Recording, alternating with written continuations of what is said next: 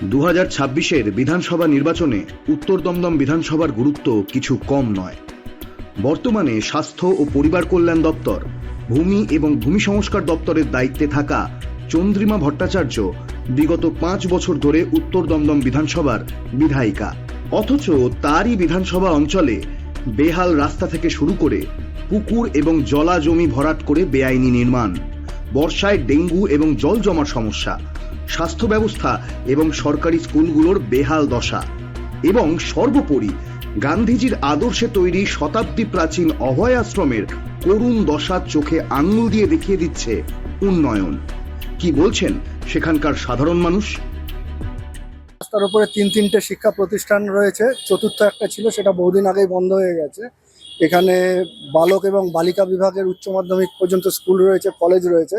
তারপরেও আমি ক্যামেরাম্যান ভাইকে অনুরোধ করবো, এই ঢোকার জাস্ট রাস্তা, এখান থেকে বড় বড় বালির গাড়ি, পাথরের গাড়ি, এগুলোই হলো স্কুল কলেজগুলোর মানে নামানোর জায়গা, যেখান থেকে বিভিন্ন লোকেদের ব্যবসা চলে। অথচ স্কুল চললো কি না চললো এগুলো মানে রাজ্য প্রশাসনের দেখার কোনো দায়িত্ব নেই। স্কুলগুলো তো দেখলাম বন্ধ হয়ে রয়েছে। হ্যাঁ, প্রায় বন্ধ হওয়ার মতোই অবস্থা। স্কুল কলেজগুলো হয়তো আর কিছুদিন এইভাবে চললে, এই মানে সরকার থাকলে এগুলোতে হয়তো পুরোটাই ভেতরে পর্যন্ত বালি, পাথর এবং বা এলাকার গার্বেজ ওর ভেতরেই জমা হবে, ছাত্রছাত্রীদের ভবিষ্যৎ হবে না। আমাদের ড্রেনেজ সিস্টেম এখন আগের থেকে অনেকটাই খারাপ।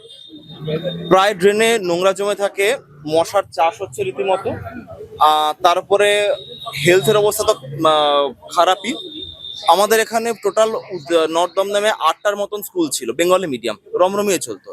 এখন সেখানে প্রায় স্টুডেন্ট নেই, কোনোটা সাইকেল রাখার কারখানায় পরিণত হয়েছে। উন্নয়ন বলতে, তৃণমূলের উন্নয়ন বলতে রেপের সংখ্যা বেড়েছে, উন্নয়নে রেপ বেড়েছে, উন্নয়নের দিক থেকে চুরি বেড়েছে।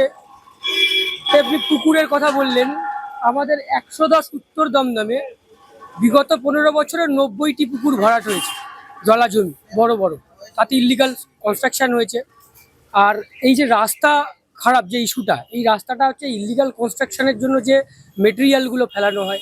একটু আগে আমাদের দাদা বললেন আপনাদেরকে, স্কুলের সামনেটা কি বালি পাথর ফেলে রাখার জায়গা? সেখানটায় বালি পাথর ফেলে রাখে, বাচ্চারা স্কুল রিক্সা যায়, জ্যাম হয়ে যায়। তো এই মুহূর্তে আমাদের উত্তর দমদমের যদি আপনি উন্নয়ন বলেন, তাহলে উন্নয়ন বলতে আমরা এখানে শুধু চুরি আর সিন্ডিকেট আর তোলাবাজি, আদারওয়াইজ আর অন্য কোনো উন্নয়ন আমাদের চোখে পড়ে না। সাধারণ মানুষের সঙ্গে কথা বলতে গিয়ে তারা খুব একটা কথা বলতে রাজি হলেন না। একটা ভয় কাজ করে, কারণ এদের একটা বাইক বাহিনী আছে যারা রাতের বেলা নেশা করে যাত্রার বাড়িতে ঢুকে গিয়ে অনেক রকমের নোংরামি, তাদের উইথ আর্মস। আমাদের উত্তর দমদমে এখন যারা সরকারের যারা ক্ষমতায় আছে, তাদের কাছে উইথ আর্মস 100 লোক আছে। কে কথা বলবে? কার কণ্ঠেশ্বর ওখানে দাঁড়াবে বলুন? যে আমাদের এখানে অভয় আশ্রমটা আপনারা দেখেছেন, এখানে ওইটা একটা সময় স্টেশনের কাছে কাউন্টার ছিল, ওখানে প্রচুর হাউস হোল্ড জিনিসপত্র পাওয়া যেত। মাঝখানে ওটা শুধু কুকর্মে রাখা হয়েছিল। কুকর্ম মানে বুঝতেই পারছেন, বলতে পারছি না। এটা যেটা হয়েছে যে এখন সেন্ট্রাল গভর্নমেন্ট বাধ্য হয়েছে ওখানে হস্তক্ষেপ করতে, বস্ত্র মন্ত্রকের অধীনে। উপায় ছিল না এছাড়া। উন্নতি হিসেবে কি দেখতে চান? এখানকার বিধায়ক চন্দ্রিমা ভট্টাচার্য, উনি কি স্বাস্থ্য প্রতিমন্ত্রী? আচ্ছা, আপনি এখানে দেখবেন পুরসভার একটি হসপিটাল আছে, নর্থ দমদম কলাবাগান পুরসভা হসপিটাল। এখানে ফিস কত ছিল? ওপিডি ফিস ছিল 60 টাকা, সেটাকে এক ধাক্কায় বাড়িয়ে করলো 200 টাকা। আপনি একটা সরকারি হসপিটালে 200 টাকা ওপিডি ফিস, সেটা ভাবতে পারছেন? এবং সেখানে যাবেন, কোনো এমার্জেন্সি পরিষেবা আপনি পাবেন। এমার্জেন্সি পরিষেবা 10 টাকার টিকিট, তারা কি করবে? রেফার টু আরজি করে লিখে দেবে। মানে এত বড় অঞ্চলে তাকে পেশেন্ট পাঠানো ছাড়া অন্য কোনো উপায় নেই।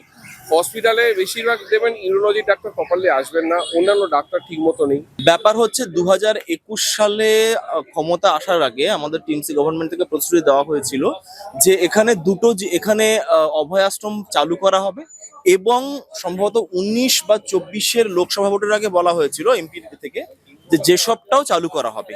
আদৌ কিছু হয়নি, সেসব দিক কিচ্ছু হয়নি।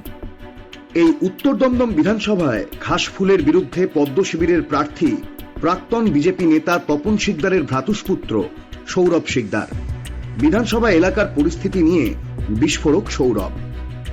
সার্বিক ব্যর্থ একজন বিধায়িকার ব্যর্থতার নিদর্শন হচ্ছে উত্তর দমদম বিধানসভা, যিনি 15 বছর ধরে রাজ্যের মন্ত্রী হওয়া সত্ত্বেও এখানে ভাঙা রাস্তা, খোলা নর্দমা। খোলা নর্দমার জন্য মশা মাছির এত উপদ্রব যে মানুষ সন্ধ্যের পরে ঘরের জানলা দরজা খুলে থাকতে পারে না। আর এখানে জলা জমি বুঝিয়ে যে একটা চক্র গড়ে উঠেছে, জলা জমি ভরাট করে তাতে প্রমোটিং করায়, তাতে এখানকার ইকোলজিক্যাল ব্যালেন্সটা নষ্ট হয়ে গেছে, যার জন্য একটু বৃষ্টি হলে এক কোমর জল হয়ে যায়। আমি আপনাকে বলবো, আমাদের এই উত্তর দমদম পুরসভার 11 নম্বর 12 নম্বর ওয়ার্ডে চলে যান, ওখানে 3 বছর ধরে জল জমে আছে টিল ডেট, এবং কালো ড্রেনের পচা জল, মশা ভিনভিন করছে। সেখানের লোকেরা বলছে যে বাড়িতে কোনো আত্মীয় স্বজন আসেন না। সেখানকার একটা বাচ্চাকে জিজ্ঞেস করলাম, তুই স্কুল যাস না? তার মা বলল খালি পরীক্ষার সময় যায়, তাও গিয়ে কোনো আত্মীয়র বাড়িতে থেকে পরীক্ষা দেয়। আমাদের তার পাশে 13 নম্বর ওয়ার্ড আছে, সেখানে এমন বৃষ্টির জল জমে, আপনারা জানেন একটা আমরা শিশুকে হারিয়েছি, সেখানে জলে ডুবে মারা গেছে। আমরা কোন সভ্য সমাজে বাস করছি?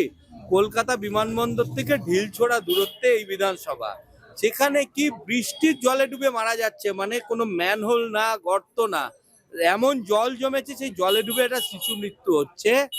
এই বিধায়িকা কোন মুখে লোকের কাছে ভোট চাইতে যাচ্ছেন, আমি সেটা জানতে চাই। এবং আরো একটা বিষয়, যেটা এখানে এতগুলো যে সরকারি স্কুল, সেই সরকারি স্কুলে কতটুকু পঠন পাঠন হয়, এবং এখানকার সাধারণ মানুষের কাছে শুনলাম যে ওই স্কুলের সামনে নাকি ইট বালি এই সমস্ত ডাম্প করার জায়গা। খালি তাই নয়, সেই স্কুলগুলি সন্ধেবেলায় সমাজ বিরোধীদের আখড়া হয়ে যায়, মদ গাঁজার আসর চলে, এবং এই সিন্ডিকেটের ডাম্পিং গ্রাউন্ডও বটে এই স্কুলগুলি। মানে একটা কলকাতার উপকণ্ঠে একটা জায়গা যেখানে নাকি স্কুল বন্ধ হয়ে যাচ্ছে, বাচ্চারা স্কুলে যাওয়া ছেড়ে দিচ্ছে। তাহলে আপনি চিন্তা করুন উন্নয়নটা কিভাবে হয়েছে। মানুষের জন্য কোনো কর্মসংস্থান হয়নি, কর্মসংস্থানের জন্য কোনো পরিকল্পনাও হয়নি। স্বাস্থ্যের হাল এইরকম, এই এলাকায় কোনো একটা মাল্টি স্পেশালিটি, সুপার স্পেশালিটি হাসপাতাল নেই। সাধারণ মানুষ অসুস্থ হলে সেই পিজিতে দৌড়তে হয়, আরজি করে দৌড়তে হয়। মানে 15 বছর রাজ্যের মন্ত্রী, কিছু media so called heavy weight বলছেন ওনাকে। তাহলে হেভি ওয়েটটা কিসের? মানুষের কাজ যদি না করতে পারেন, তাহলে হেভি ওয়েট, লাইট ওয়েট, ওনার তো কোনো ওয়েটই নেই, কারণ উনি ব্যর্থ। তাহলে রাজ্যের মন্ত্রী হয়ে 15 বছরে ঠিক কি উন্নয়ন করলেন এই দমদম, মানে তার নিজের বিধানসভার? অনন্যা, আমি না একটা অদ্ভুত জিনিস ওনাকে বলেছি, মানে একটা এখান থেকে যেটা মানুষ বলছে, মানুষের কথা পৌঁছে দিয়েছি। যেহেতু উনি এখানে থাকেন না, উনি কলকাতা শহরের অন্যতম একটা সাজানো গোছানো এলাকাতে থাকেন, উনি না এই যন্ত্রণাটা বুঝতে পারবেন না।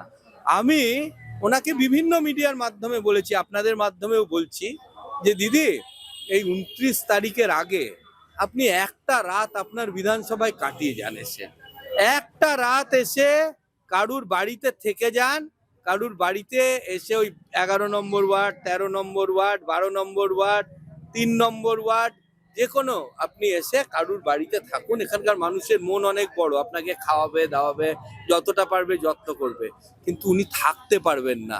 বিধায়িকা হয়ে এক রাত কাটানোর যার এখানে ক্ষমতা নেই, তিনি এলাকার উন্নয়ন কি করবে? তাছাড়া এখানে একটা গুরুত্বপূর্ণ জায়গা আছে, অভয় আশ্রম, যে জায়গাটাকে দেখে আসলাম সেটা একেবারে জঙ্গলাকীর্ণ, এবং সেখানে নাকি ভীষণ অসামাজিক কাজকর্ম হতো ইদানিংকাল। মানে একটা ঐতিহাসিক জায়গা, সেই জায়গা, এই জায়গাটা তো আমরা পুনরুদ্ধার নিশ্চয়ই করব। এর সাথে অনেক ইতিহাস জড়িয়ে আছে, এর সাথে অনেক কিছু করা যায় এটাকে। এখানে ঘরে ঘরে মা বোনরা সেলাইয়ের কাজ করেন, খুব ভালো হাতের কাজ, খেলনা তৈরি হয়, ব্যাগ তৈরি হয়। এটাকে কেন্দ্র করেই তো একটা কুটির শিল্পের হাব গড়ে উঠতে পারে এখানে। কিন্তু এটা তো কেন্দ্রীয় সরকারের প্রজেক্ট। কেন্দ্রীয় সরকারের প্রজেক্ট, কিন্তু এখানে সেই কাজ করার পরিবেশটা তো ফিরিয়ে দিতে হবে। কেন্দ্রীয় সরকারের প্রজেক্ট, এবং সেই কেন্দ্রীয় সরকারের প্রজেক্ট আগে তো এটাকে দুষ্কৃতি মুক্ত করতে হবে। দুষ্কৃতি মুক্ত করলে নিশ্চয়ই আমি দরকার হয় সংশ্লিষ্ট মন্ত্রকের সাথে কথা বলে এটা উন্নয়নের কাজ করব। এখানে সাধারণ মানুষের সঙ্গে কথা বলতে গিয়ে বুঝলাম যে রীতিমতো ভয়ের বাতাবরণ, তারা কেউ কথা বলতে চাইছেন না। এবং দ্বিতীয়ত যেটা প্রশ্ন, সেটা হচ্ছে যে এই অঞ্চলে যদি যেভাবে আমরা প্রথম দফার ভোটে দেখলাম, যেভাবে কেন্দ্রীয় বাহিনী অ্যাকশন নিয়ে কাজ করলো, তাতে কি আপনাদের মনে হয় যে সাধারণ মানুষের মধ্যে মানুষের ভয় ভেঙে গেছে? মানুষ বেরিয়ে এসে বলছে যে আপনাকে চিন্তা করতে হবে না, আপনি খালি ভোটটা দেওয়ার ব্যবস্থা করে দিন, বাকি আমরা দেখে নেব। তাই মানুষ ভোট দেবে এবং একে বিদায় করবে। তাহলে আপনি যদি, এটা শেষ প্রশ্ন করছি, যে আপনি যদি এখানে সাধারণ মানুষের ভোট পেয়ে বিধায়ক হিসাবে আসতে পারেন, তাহলে প্রাথমিকভাবে কোন কাজগুলো করবেন? একটু কন্ট্রাডিক্ট করছি, এখানে যদি কিন্তু পরন্তু নেই। আমি মানুষের আশীর্বাদ পেয়ে গেছি এবং মানুষ আমাকে 5 বছরের জন্য সেবা করার জন্য মানুষ মন বানিয়ে নিয়েছে। দেখুন, আমার প্রথম যেটা এখানে প্রথম পরিকল্পনা আছে, এলাকার উন্নয়নে খোলা নর্দমাগুলো ঢাকতে হবে, মশা মাছির জঞ্জাল থেকে মানুষকে মুক্তি দিতে হবে। পুরসভা কাজ করেছে কিনা তার মূল্যায়ন করতে হবে, ফরেন্সিক অডিট করাতে হবে এবং তদন্ত করাতে হবে। দ্বিতীয় নম্বর, এখানে বেকার যুবক যুবতীদের কাজের ব্যবস্থা করতে হবে। কিভাবে করবেন? আপনি তো আগের মন্ত্রী, এখানে কিছুই করে যায়নি। ইন্ডাস্ট্রি রাতারাতি সম্ভব না। তাই আমার পরিকল্পনা আছে, আমি আমার কেন্দ্রীয় নেতৃত্বের সাথেও কথা বলেছি, সমস্ত এয়ারপোর্টকে কেন্দ্র করে যে কোনো আন্তর্জাতিক বিমানবন্দরের পাশে ভারতবর্ষের প্রত্যেকটা শহরে একটা করে অ্যারো সিটি গড়ে উঠেছে এবং এই উত্তর দমদম অ্যারো সিটি করার জন্য হচ্ছে আইডিয়াল জায়গা। একটা অ্যারো সিটি হলে তাতে লজিস্টিক হাব হবে, তাতে হোটেলস হবে, তাতে রেস্টুরেন্ট হবে, শপিং মল হবে এবং আরো নানাবিধ সেখানে কর্মকাণ্ড হতে পারে একটা অ্যারো সিটিকে কেন্দ্র করে। আর্থ সামাজিক অবস্থা এলাকার পাল্টে যাবে এবং এখানকার কর্মসংস্থানে যারা লোকাল তাদের অগ্রাধিকার থাকবে দলমত নির্বিশেষে। ধন্যবাদ। ব্রিটিশ ভারতের অত্যন্ত গুরুত্বপূর্ণ শিল্পক্ষেত্র ছিল দমদমের বিস্তীর্ণ জনপদ, কিন্তু 34 বছরের বাম শাসন এবং তারপর 15 বছরের তৃণমূল শাসনের পর উন্নয়ন একেবারে স্তব্ধ এই অঞ্চলে। নতুন করে কি শ্রী ফিরবে উত্তর দমদমের? অপেক্ষায় রয়েছেন এলাকার সাধারণ মানুষ। Bureau report, Bangla sphere.